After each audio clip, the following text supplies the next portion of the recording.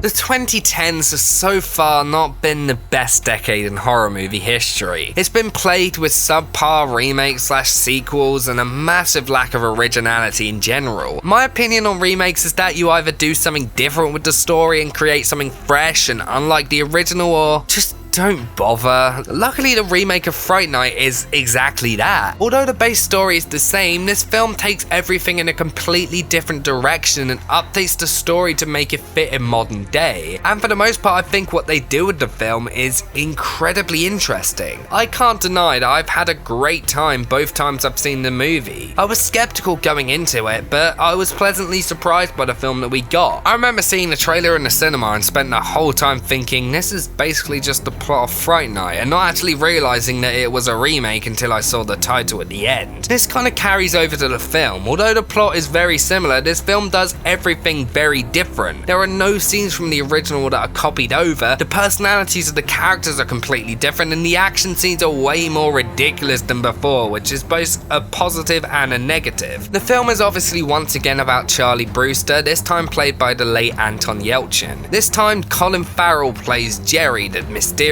guy who moves in next door. Charlie notices that many kids from his school haven't turned up for a while and the number of absences keep getting higher. One day his old friend Ed, played this time by Christopher Mintz-Plaza, tells Charlie that the reason the kids have stopped turning up is because Jerry's a vampire who has started picking them off one by one, including their old childhood friend Adam. After investigating Adam's house, they find nothing to be off, leading to Charlie falling out with Ed. After this, Ed gets caught by Jerry and is killed.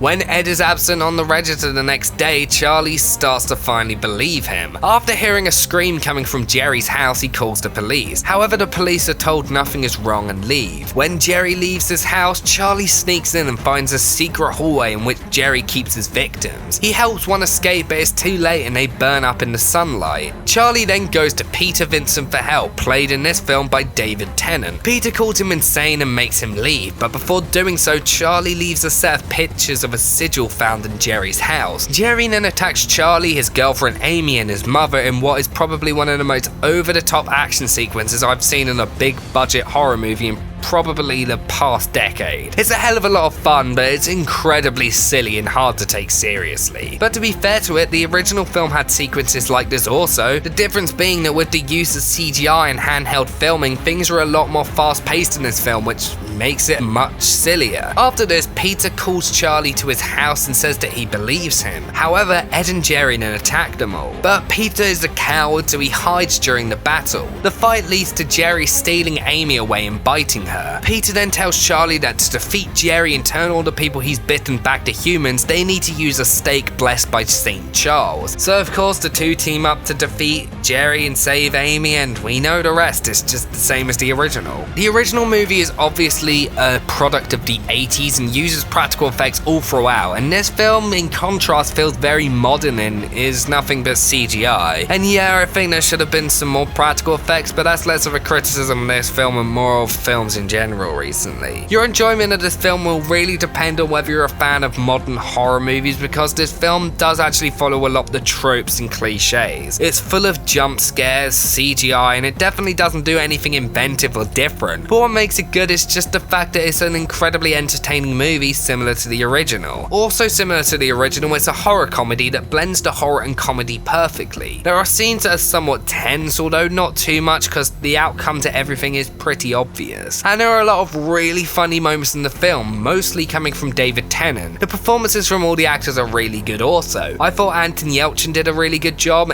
Imogen Poots actually really surprised me as to how good she was. David Tennant was great, and Colin Farrell was incredibly over the top and hilarious, just like he should have been. The Peter Vincent in this film is very different to the one in the original. Here he is much more of a cool guy who has a foul mouth and sleeps with various women. Instead of being an old washed up actor, he is a famous magician with a lot of knowledge of dark arts and also an incredibly dickish persona. And I think think David Tennant did a great job of portraying that and also making him a massive coward later on. Also, I loved Colin Farrell in the movie simply because of how over the top he is in every scene. It's obvious he's having a lot of fun by chewing the scenery in the film, and because of that he's incredibly entertaining to watch whenever he's on screen. Overall, I don't think the film was a necessary remake. The original still holds up perfectly to this day, but I'd be lying if I didn't say I had a great time watching this movie and would recommend it to horror fans and even fans of the original. Sometimes it's interesting to see a story you know told in a different way, and they definitely do that here. So I give the remake of Fright Night a 7.5 out of 10.